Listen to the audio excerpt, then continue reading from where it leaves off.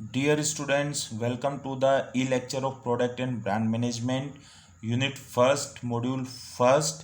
In the last e-lecture, we started Product and Service Differentiation, lecture number 6. In the last e-lecture, we discussed product differentiation. In this remaining part, we will discuss service differentiation.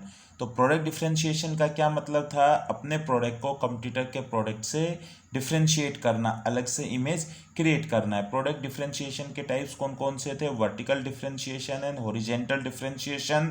और product को हम किस किस base पर differentiate कर सकते थे? Product की फॉर्म के बेस पर, प्रोडक्ट के डिजाइन के बेस पर, प्रोडक्ट के फीचर्स के बेस पर, प्रोडक्ट के साइज के बेस पर, प्रोडक्ट के स्टाइल के बेस पर, प्रोडक्ट की ड्यूरेबिलिटी के बेस पर, प्रोडक्ट की रिलायबिलिटी के बेस पर, प्रोडक्ट की क्वालिटी के बेस पर। और इस लेक्चर में अब हम आगे क्या डिस्कस करेंगे? Service differentiation. तो जो बेसिकली प्रोडक्ट डिफरेंशिएशन होते हैं वो इजी टू इमिटेट होते हैं। इमिटेट का मतलब नकल करना। आपने अपने प्रोडक्ट की फॉर्म चेंज कर दी, आपने अपने सोप को सॉलिड से लिक्विड फॉर्म में कर दिया, तो कुछ टाइम के बाद कंपटीटर भी कर देगा। तो अब आपके प्रोडक्ट में और कंपटीटर के प्रोडक्ट में कोई डिफरेंशिएशन नहीं रहा। आपने अपने प्रोडक्ट में एक फीचर ऐड किया, कंपटीटर ने भी वो फीचर ऐड कर दिया। आपने अपने प्रोडक्ट में 108 मेगापिक्सल का कैमरा इंट्रोड्यूस किया, कंपटीटर ने भी कर दिया।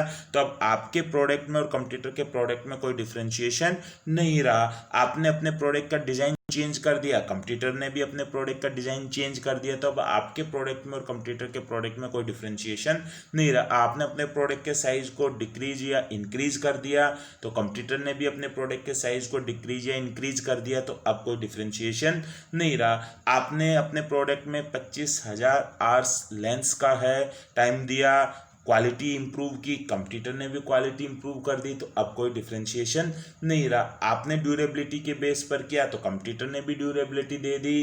तो अब आप में और कंपटीटर में कोई डिफरेंशिएशन नहीं रहा। तो कहने का क्या मतलब है कि जो प्रोडक्ट के बेस पर डिफरेंशिएट किए जा रहे थे वो इजी टू इमिटेट हैं। तो अब आप वापस से उसी जगह पर आ गए कि अब आपके प्रोडक्ट में और कंपटीटर के प्रोडक्ट में कोई भी डिफरेंशिएशन नहीं है। तो अब जो नेक्स्ट स्टेप है वो क्या आता है? Service differentiation. तो अब कंपनी क्या कर सकती है कि उस प्रोडक्ट के साथ जो सर्विसेज दी जा रही हैं उसके बेस पर अपने आप को कंपटीटर से वापस से क्या कर सकती है? डिफरेंशिएट कर सकती है। तो इसे ही हम क्या बोलते हैं? सर्विस डिफरेंशिएशन बोलते हैं। क्योंकि कस्टमर है, अगर दो प्रोडक्ट हैं वो सेम है, फॉर्म के बेस पे, डिजाइन के बेस पे, ड्यूरेबिलिटी के बेस पर, साइज के बेस पर, क्वालिटी के बेस पर, स्टाइल के बेस पर, रिलायबिलिटी के बेस पर, तो कस्टमर उन प्रोडक्ट्स को प्रेफर करेगा जिसके साथ उसे अच्छी सर्विस मिल रही है। तो यहीं पे ही किसका कंसेप्ट आता है? सर्विस डिफरेंशिएशन का कंसेप्ट आता है। तो हम सर्विस को किस किस बेस पर डिफरेंशिएट कर सकते हैं?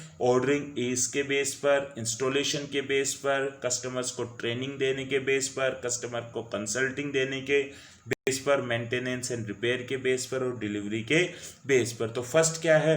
Ordering ease. ऑर्डरिंग ईज का क्या मतलब होता है कि कितनी आसानी से आप कंपनी के प्रोडक्ट्स को ऑर्डर कर सकते हो। तो उसे क्या बोलते हैं अपन? ऑर्डरिंग ईज बोलते हैं। दो अलग अलग कंपनीज हैं, फास्ट फूड आउटलेट हैं, दोनों ही बर्गर्स बना रही हैं, पिज़्ज़ा बना रही हैं। दोनों के बर्गर और पिज़्ज़ा की क्वालिटी सेम है, इंग्रेडिएंट समहाउ सेम है, प्राइस सेम है, टेस्ट भी सेम है। आपको दोनों ही कंपनी के जो बर्गर और पिज़्ज़ा हैं वो अच्छे लगते हैं। लेकिन एक कंपनी जो सर्विस प्रोवाइडर है उसके पिज़्ज़ा या बर्गर को आप केवल ऑर्डर तभी दे सकते हो जब आप उसके आउटलेट पर जाते हो।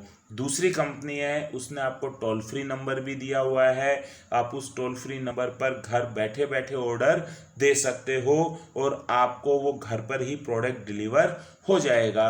तो कहाँ पर ऑर्डरिंग ईज है? सेकंड केस में। तो सपोज है आज घर पर कोई नहीं है, आप घर छोड़कर जा नहीं सकते हो, तो और आपको है पिज़्ज़ा या बर्गर खाने हैं, तो आप किसको प्रेफर करोगे? जो कि आपको टोल फ्री नंबर से या मैसेज से या वेबसाइट से आप घर बैठे बैठे ऑर्डर कर सकते हो। तो एक कंपनी ने दूसरी कंपनी से अपने आप को अब किस बेस पे डिफरेंशिएट किया?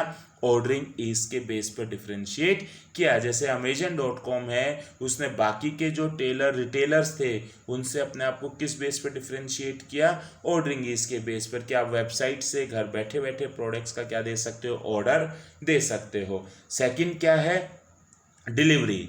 This refers to how well the product has been delivered to the customer, कि आपने भूख आपको सुबह 9 बजे लग रही थी, आपने टोल फ्री नंबर पर कॉल किया और अपना बर्गर है वो बुक किया और वो दोपहर में 3 बजे आपके पास आ रहा है, तो आपने ऑर्डर तो इजीली दे दिया, लेकिन प्रोडक्ट की क्या नहीं हुई, इफेक्टिव डिलीवरी नहीं हुई। आपने नेक्स्ट डे दूसरी कंपनी है, दूसरे सर्विस प्रोवाइडर है, उसके वहाँ पर आपने है फास्ट फूड जॉइंट पर आपने बर्गर का ऑर्डर दिया सुबह 9 बजे, और उन्होंने क्लेम किया हुआ था कि with in half an hour हम आपके डोर स्टेप पर आपको बर्गर डिलीवर कर देंगे। तो 9 बजे आपने बर्गर ऑर्डर किया और 9:25 पर 9:25 पर आपके पास है डिलीवरी बॉय बर्गर लेकर आ गया। तो अब आप नेक्स्ट टाइम से किसे प्रेफर करोगे, जिसने आपको तुरंत उस प्रोडक्ट को क्या कर दिया, डिलीवर कर दिया। तो जो फास्ट फूड जॉइंट था उसने अपने आप को किस बेस पर डिफरेंशिएट किया हुआ था, डिलीवरी के बेस पर, कि आप जब भी ऑर्डर दोगे तो with in half an hour आपके डोर स्टेप पर आपको प्रोडक्ट मिल जाएगा। जो फेडेक्स है, लॉजिस्टिक कंपनी है, इसने अपने आप को बाकी की और लॉजिस्टिक्स कंपनी से किस बेस पर डिफरेंशिएट किया हुआ है, डिलीवरी के बेस पर, कि मैक्सिमम 48 आवर्स में आप इंडिया में कहीं पर भी ऑर्डर कर रहे हो आपको आपके डोर स्टेप पर प्रोडक्ट मिल जाएगा। तो किस बेस पर उसने अपने प्रोडक्ट को, सर्विस को डिफरेंशिएट किया, डिलीवरी के बेस पर। नेक्स्ट क्या है, इंस्टॉलेशन। दो कंपनी हैं, दोनों कंपनी के जो एसी हैं वो 5 स्टार रेटिंग के हैं, 1.5 टन के हैं, दोनों में फीचर सेम है, दोनों के एसी की आपको लुकिंग सेम लग रही है, दोनों की कूलिंग कैपेसिटी सेम लग रही है, दोनों में ही कंप्रेसर और वायर कॉपर के हैं।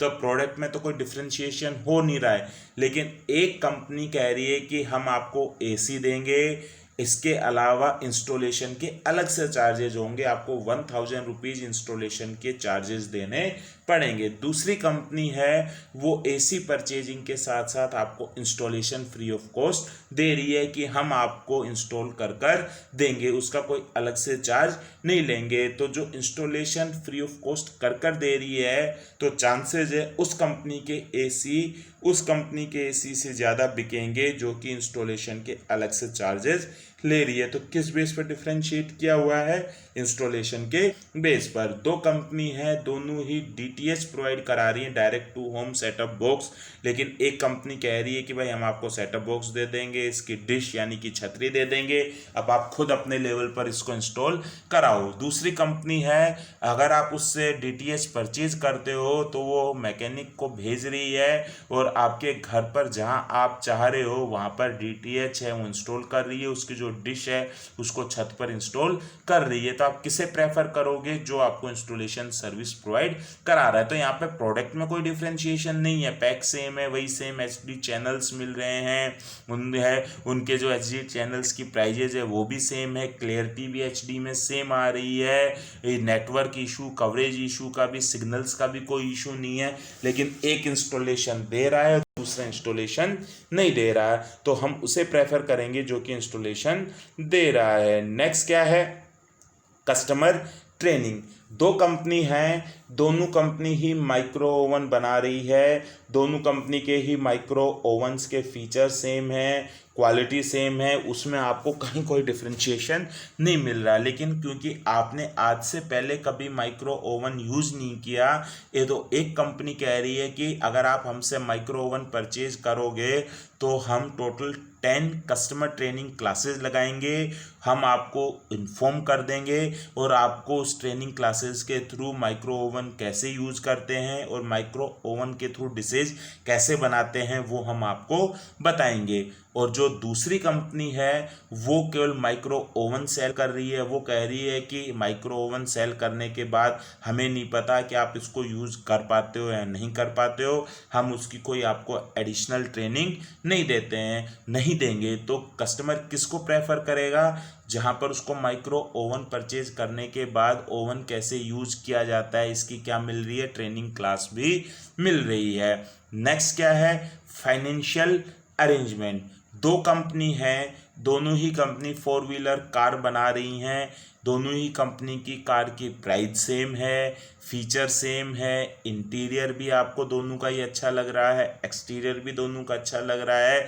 तो प्रोडक्ट में आपको कोई बहुत ज़्यादा डिफरेंस नज़र नहीं आ रहा है। लेकिन क्योंकि आपके पास 9 लाख रुपए इकट्ठे नहीं है कि आप 9 लाख रुपए कैश देकर उस प्रोडक्ट को परचेज कर सको, कार को परचेज कर सको, तो आप 3 लाख रुपए देना चाहते हो और बाकी का पैसा है वो कार लोन के थ्रू पे करना चाह रहे हो। तो एक कंपनी, एक शोरूम वाला तो कहता है कि भैया हमें नहीं पता, आप खुद कार लोन का अरेंजमेंट करो और अगर हो जाए तो बता देना, हमारी गाड़ी परचेज कर लेना, हम अपनी तरफ से कोई कार लोन की फैसिलिटी प्रोवाइड नहीं कराते हैं, आपको खुद ही बैंक में जाना पड़ेगा। दूसरी कंपनी है वो कहती है कि आप तो अपने डॉक्यूमेंट्स हमें दे दीजिए, पिछले 3 साल का ITR दे दीजिए, अपनी सैलरी स्लिप दे दीजिए पिछले 6 मंथ की, और आधार कार्ड की कॉपी है, पैन कार्ड की कॉपी है, ये दे दीजिए, हम आपको यहीं शोरूम में ही बैठे बैठे कार लोन प्रोवाइड करवा देंगे। हमारे हैं फाइनेंशियल इंस्टीट्यूशंस के साथ टाई अप है, आपको कहीं भागने की घूमने की ज़रूरत